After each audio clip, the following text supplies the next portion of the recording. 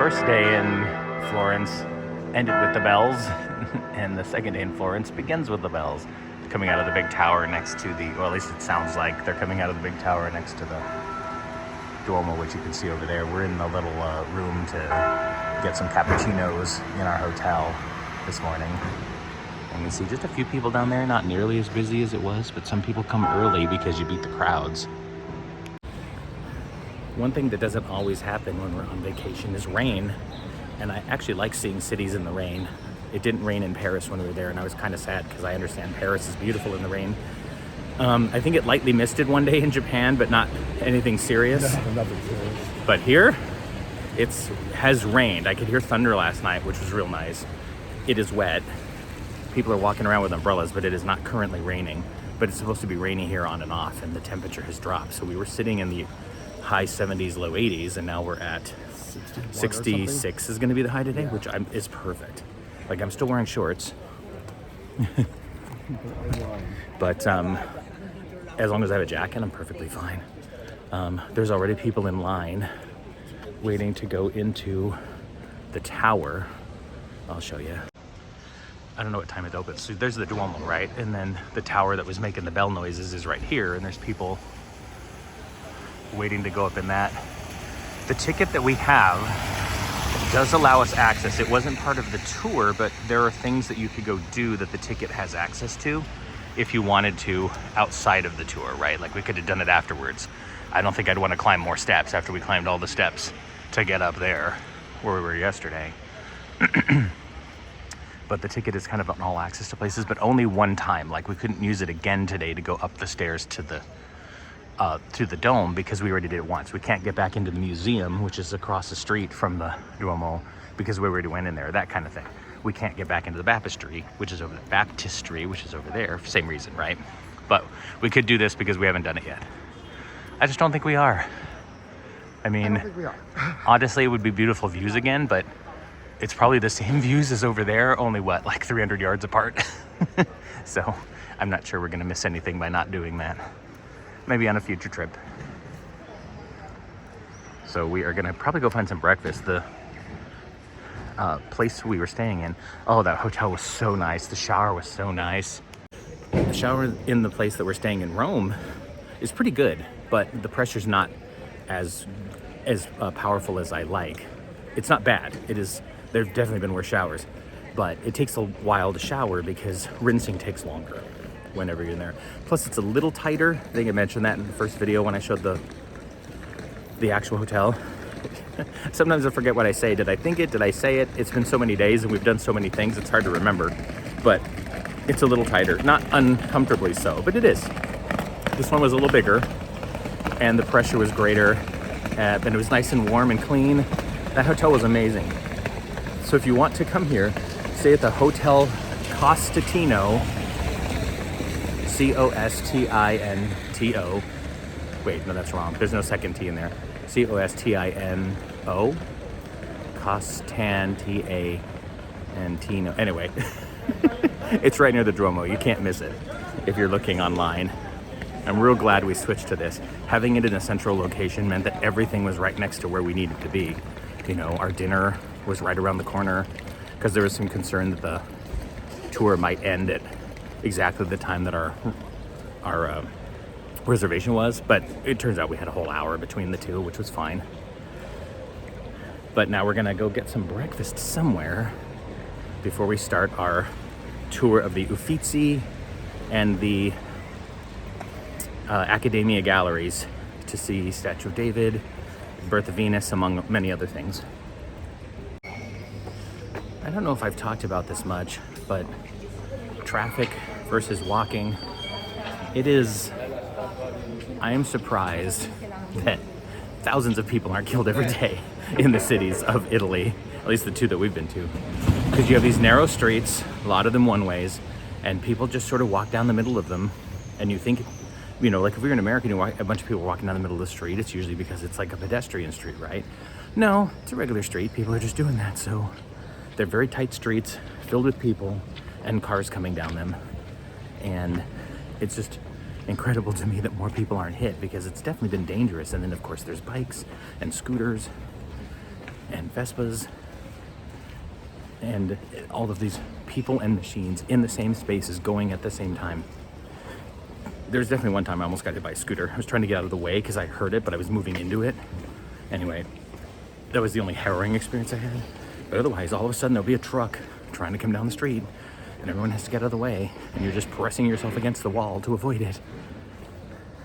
In any case, that is not a discouragement to come here. Just be careful on the streets. Well, there it is, everyone. We found it. I hear it's a lovely place. Stopped by to get a quick bite to eat. We got a little sandwich, some soda for more caffeine. It's kind of like a white ham, because it's usually ham and not turkey, but although it could be turkey, I suppose. That is definitely mozzarella, and then we got a little bit of veggies because we've kind of not had a lot of veggies on this trip. See that there's a marble bar right there. These things are called bars. I think I talked about this maybe on the first day, but people will come here in the morning, they'll have their cappuccino, they'll stand at the bar and they'll drink it, and then they'll go on their way. So they might have a pastry, they might just have their cappuccino, but they do it standing rather than like sitting at a table. And there are some places where if you take your cappuccino and go sit down, they'll charge you more because you're essentially taking our table as opposed to just eating it, you know, up at the bar, just real quick, and then heading out again. So it's interesting, different way of doing things. We don't have breakfast places like that. Our places are sit down. If we had a bar like that, we'd have stools. These are Stradivarius. The one on the left is an original Stradivarius with all its original pieces. The only Stradivarius in the world that would sound like it's original, like it was originally meant to, as opposed to the one on the right where that bridge had to be replaced, so it's not going to sound exactly the way it did when it was first made. I love seeing musical instruments in museums.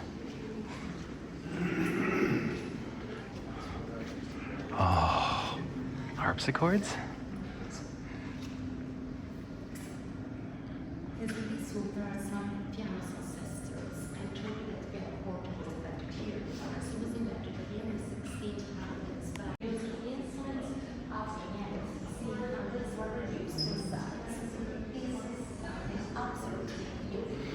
This is a gift made of marble. It probably wouldn't play very well and it's very heavy. First upright piano of its kind.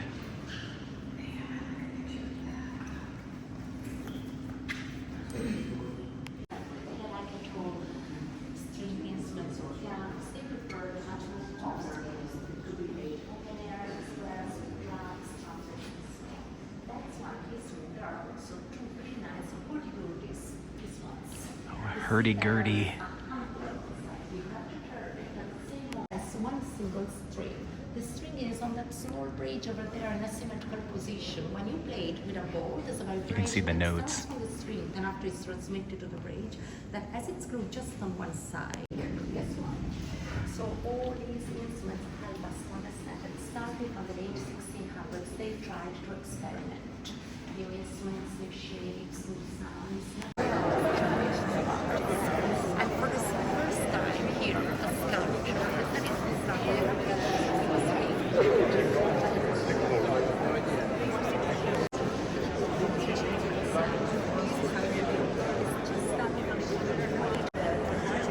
They're all twisted because it's meant to be looked at like all around. It's to invite you to walk around it, to see it from all angles.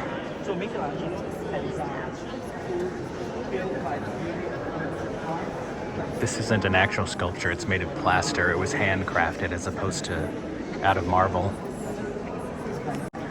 By the way, this is the same that we saw yesterday, the one of the unwanted attention of the Sabine women. This is just a plaster mold essentially, but we saw the original outside.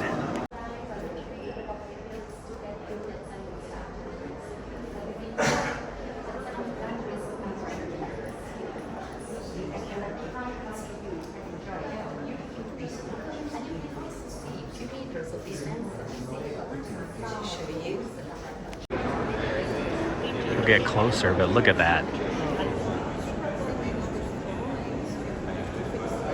Never thought I'd see it, and here I am.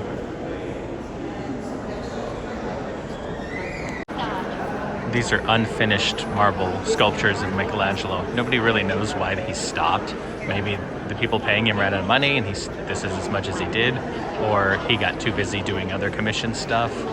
Whatever reason, you can see that they're unfinished.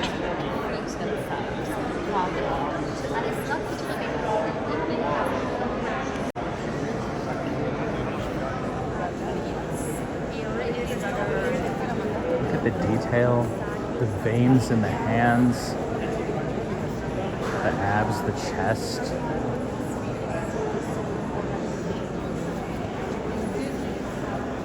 You can recognize the various muscles. Just incredible.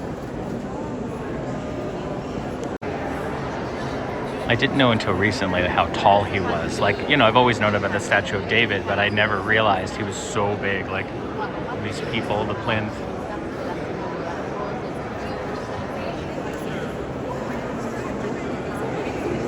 And he's a little out of proportion, like his hands are bigger than they should be because he was meant to be on the top of the Duomo, or not on the very top, but one of the areas. So he was made to be a little bit more, like from a different perspective, he would be normal. But when we see him up close like this, some things are out of proportion. Like, look at that hand compared to like the arm.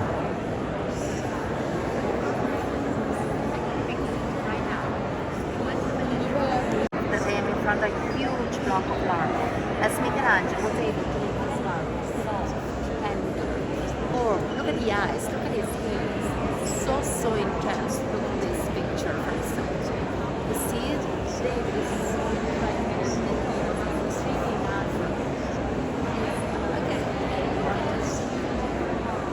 you see there are three groups.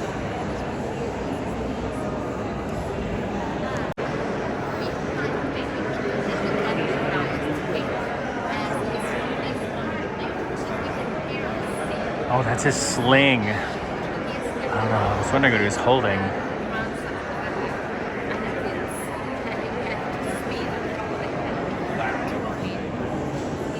You can see him holding the sling in anticipation of killing the giant. So he's got the sling in his left hand and the sling stone in his right hand. That's why it's shaped like that. So David used to be outside in that square that from the video yesterday, but of course the weather was destroying it. It was leaning forward. It was going to be a hazard. So they built this specifically for David. It's meant to resemble a church, right, but not to God, to this statue. So it has the perfect lighting. Amazing. This is a Pietà, which essentially is when Jesus is taken down from the crucifix. That's his mother on the right, and generally an unnamed person in the back. But it was one of Leonardo's favorite, Michelangelo's favorite subjects, because he did a lot of these in his lifetime. And we're going to see the most famous one when we tour the Vatican tomorrow. A room full of plaster casts.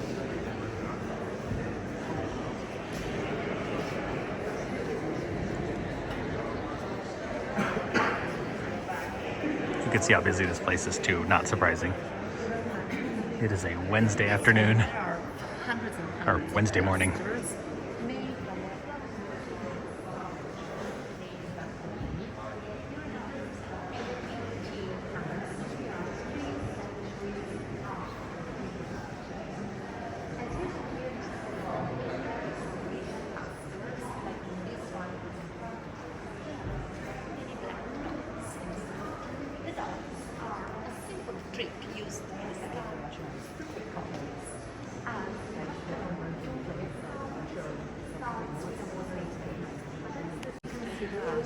These dots are nails that help with proportions.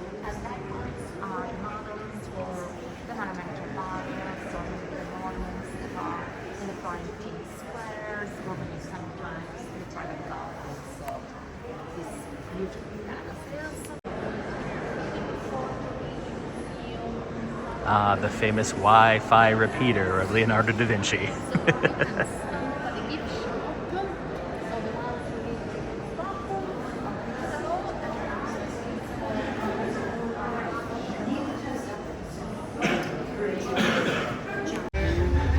Moving on to the next gallery. So that was the Accademia Gallery that houses the Michelangelo's David, among other things, obviously. And now we're walking to the Uffizi Gallery. And I really like all the different umbrellas that you see and people.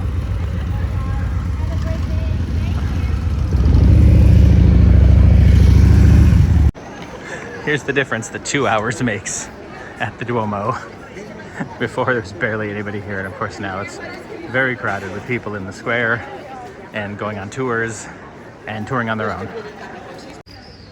Oh, look at these wooden supports.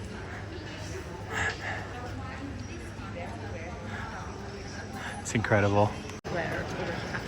And we have a round tower here that was at one point a women's prison. Good luck finding furniture to fit a round room. We were here yesterday. This is the Piazza della Signorina. Signoria? Sorry. This is where that building was from the video yesterday. I didn't realize this was that piazza. I'd heard of it, but had no idea that that's what this was when I was in it. And of course, there's those statues over there that we saw yesterday. Oh, those crenellations, that tower, amazing. One thing I did notice yesterday was how wonderful the sculptures. Look how his hand presses into her flesh right there. That's all done in marble. So it had to be carved as if it's pressing her flesh in as he holds her. The light is terrible, so I'm not going to get this, but I'll put an overlay here. The artist put a self-portrait in there through the different items in the back of his head. That's amazing. I had no idea that was there. Had to go through security, but we are now in the Uffizi Gallery. Let's see what we can see here. It took us a little while to get in. There was like a backlog. And there's a lot of different entrances. So if you come here in your group tour, you take a different interest than people who just have regular tickets and so on. So if you come here, keep an eye out. For the longest time, art was only enjoyed by the privileged, rich people, for example. And the common people didn't have access to it. So the idea of a museum was a new concept when the Uffizi came around.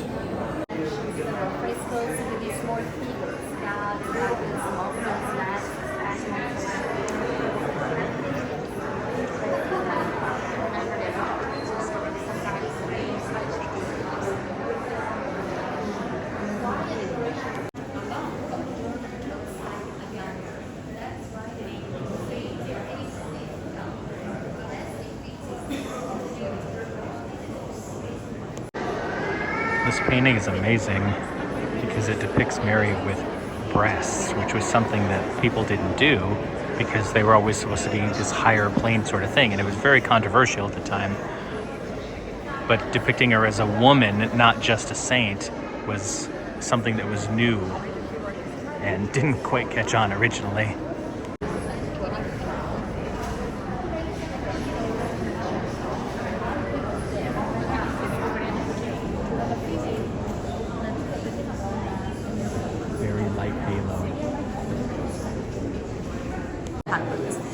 Botticelli was really close to the Medici family, and as all the other Venetian artists, he knew Greek philosophy, Greek mythology, Greek culture, and so on.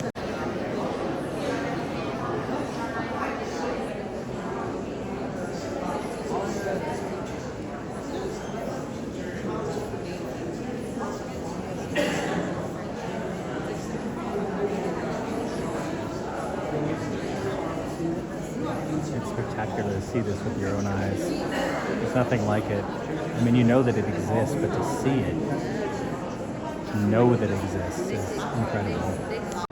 So there's the Ponte Vecchio that we were at yesterday, and you see all the other bridges. Ponte Vecchio is the only one that survived World War II. The rest were destroyed by the Germans to stop the advance of the Americans and the Australians who were getting a little too close. And the only reason this one was spared is because it was too narrow for tanks to go across. And then they were all rebuilt after World War II.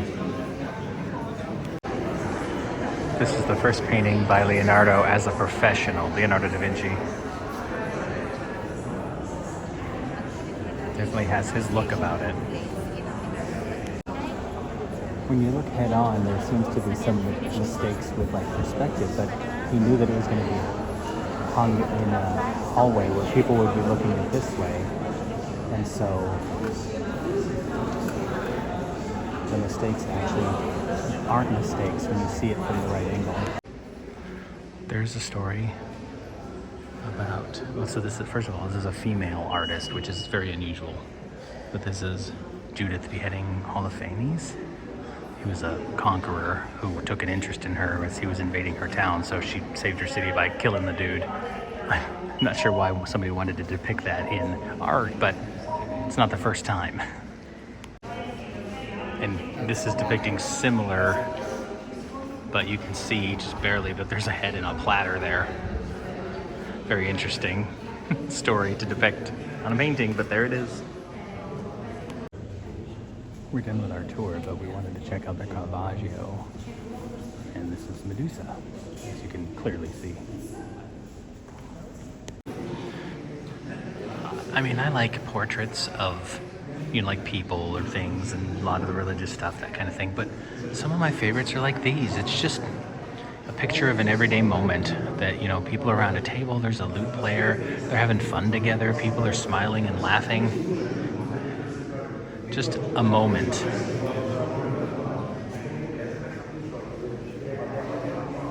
Even something like that with, I think that's Mary and Joseph and baby Jesus, and they're smiling and looking happy. It's not so stern. Same thing here. Look at these people just at a table having a good time.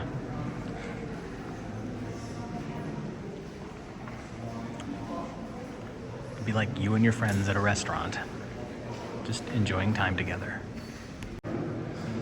Look, here's another Judith and Holofernes. This is 3 so far, depicting the same thing. I mean, it is a Bible story and people like to depict those, but why would you pick this one? Very interesting.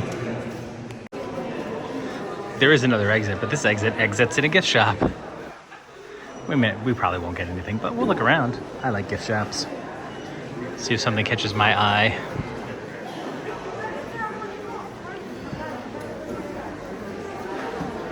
Lots of books, magnets, globes, stand-ups, probably calendars, pencils. Wow.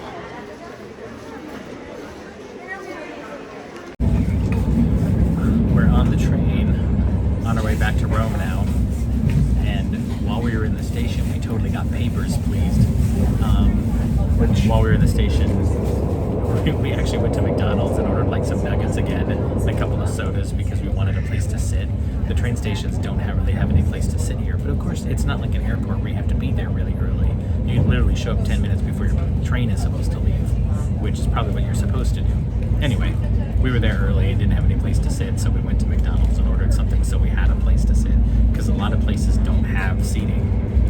Anyway, as soon as we got out of there, we were going through the terminal waiting for our train, which was just a little bit late, and these police came up and asked us for our passports, like actual police. They asked for our passports, we showed them, they flipped through every single page. I think they were looking for like a, you know, our entry like stamp or something, but we went through the electronic one that just showed our face, so we didn't have a stamp, so they just took out their phone and scanned it and everything seemed okay, and then we went on our way. But it was, I mean, we had nothing to be worried about, but you never know. So I'm glad that it all worked out. But there was a moment where it was going on a little longer than I wanted it to. I'm like, what is going on here? But it turned out to be okay. We were fine. Very different weather today. When we came here, it was very sunny. As we're leaving, it's very cloudy and foggy, which is real nice looking. Here we are back in Rome, not too far from the place we're staying. Train ride was fine. We did business class on the way back, which was actually really nice. I mean, the way up there we did like executive class, which was also nice. Either was fine, but we got some pretty good deals because we were doing like a 2-for-1 thing, but that also meant we couldn't change our tickets. Like, we got to the train station real early and we couldn't switch, so we just had to wait. But now that we're back in Rome, we're gonna stay around the apartment, get some food nearby, and then rest because we have an early morning. Sorry, just stop for a second. We have an early morning ticket to the Vatican, Sistine Chapel, St. Peter's Square, that whole thing. We're doing a tour. We went to that place around the corner, or down the street, the Gresco Cafe. Josh got the chicken cacciatore, essentially. He got the Aperol Spritz, which is a really famous drink here. I do not care for it. It's bitter, and I don't like bitter things. But what did you think? I don't mind bitter things. I get why people wouldn't like this. The flavor is different than probably most Americans are used to, but I like it. It's solid. Somebody said it tasted medicinal. I didn't feel that way. I don't feel that at all. But I don't feel. But I can see why somebody might. And the reason why I wanted to come back here was for the lasagna. I'm sorry I cut you off, Josh. What were you saying? I get the medicinal aspect of it now that I think about it while drinking it. It's an odd flavor, and I can see why Americans don't take to it. I can't even describe it properly. Yeah, I wouldn't know how to describe it. You're just going to have to come here and try one. It's got a fizzy... Yeah, it's carbonated. Well, I mean, it's mixed with like soda water or something. I'm not even sure what's in it, but I mean, I knew at one point, I just don't remember. But I remember reading about it and thinking I wouldn't like it. But I'm glad I tried. It's true. Yeah, that's we're here to try new things.